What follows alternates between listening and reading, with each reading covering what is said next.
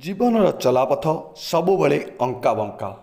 ଜୀବନ ରାସ୍ତାରେ ଅନେକ ଖାଲ ଢିପ।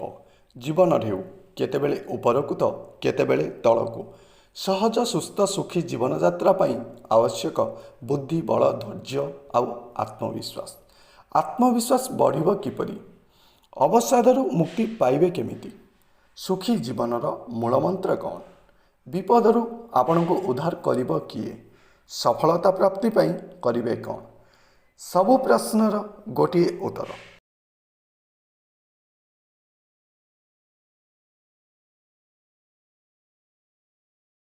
ଭଲ ଖବର।